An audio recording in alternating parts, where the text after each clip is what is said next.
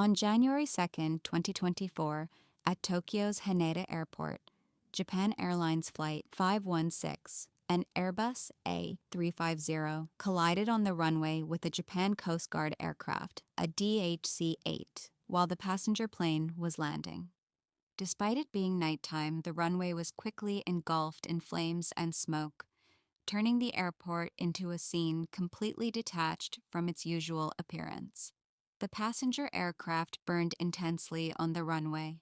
Columns of fire and thick black smoke rose around the fuselage, and the runway, illuminated by airport lights, was filled with the burning aircraft, scattered debris, and the flashing red lights of emergency vehicles. This type of accident is extremely rare in Japan, and it was widely reported not only domestically but also by international media. So, why did this accident happen? And why did it draw such intense attention around the world? How did the accident occur? At the time of the accident, multiple aircraft were operating simultaneously at Haneda Airport, and air traffic control instructions regarding runway use were being issued continuously. The passenger aircraft had received clearance to land and entered the runway. However, on that same runway, there was also a Japan Coast Guard aircraft that was preparing for another mission. As a result, both aircraft ended up occupying the runway at the same time, which led to the collision. In this accident, 5 of the 6 crew members on the Coast Guard aircraft lost their lives. Although a detailed investigation is still ongoing, the accident is not believed to have been caused by a single mistake.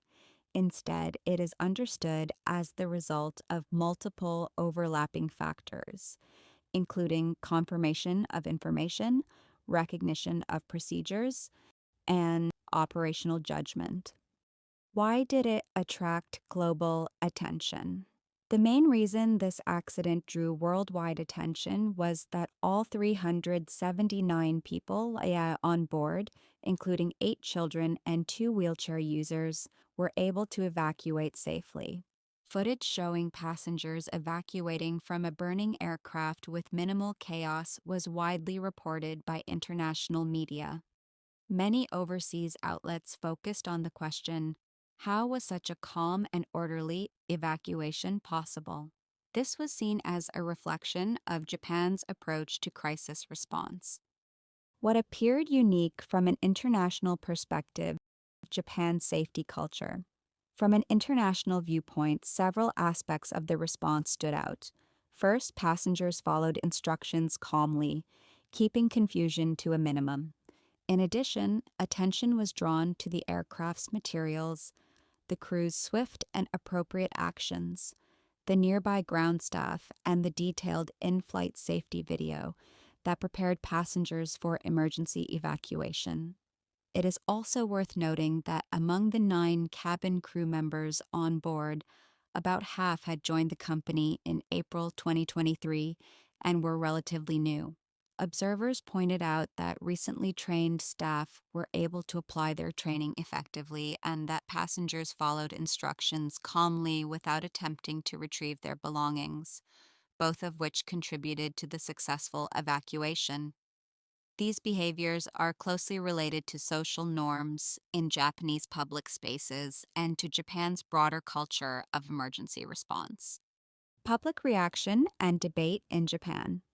In Japan, after the accident, many people praised the crew's evacuation guidance and the effectiveness of the safety videos shown before takeoff. However, public opinion was not uniformly positive. One of the most controversial topics was the issue of pets on board. In Japan, for safety reasons, pets are generally not allowed in the passenger cabin and are transported as cargo.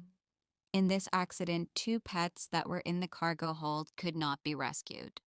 This led to divided opinions on questions such as, how should priorities be determined when it comes to saving lives?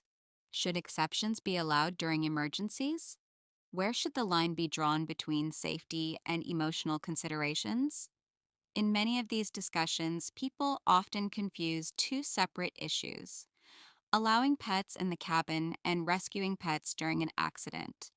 Some assumed that if pets were allowed in the cabin, they could be rescued during emergencies. However, under current regulations by Japan's Civil Aviation Bureau, pets in the cabin must remain inside carriers and are treated the same as large carry-on baggage. And during emergency evacuations, all baggage must be left behind. This means that under current rules, whether pets are in the cabin or in the cargo hold, they cannot be taken during emergency evacuations. It is also worth asking whether owners could realistically abandon their pets in such a situation, and how that hesitation might affect the safety of other passengers.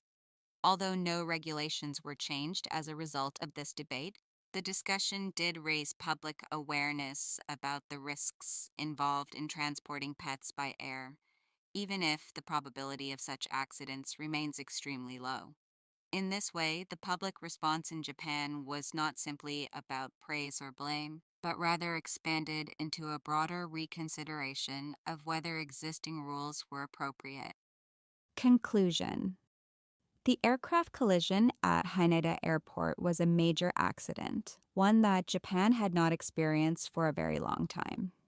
Following the incident, efforts have been made across the aviation industry to prevent recurrence, including reviewing runway operation procedures, reassessing communication between air traffic control and aircraft, and re examining emergency response manuals. What matters is not only the shock of the accident itself, but also what was examined afterward and what kinds of improvements were made as a result. This incident became a concrete example of how Japanese society discusses crises and reassesses existing rules when faced with serious emergencies.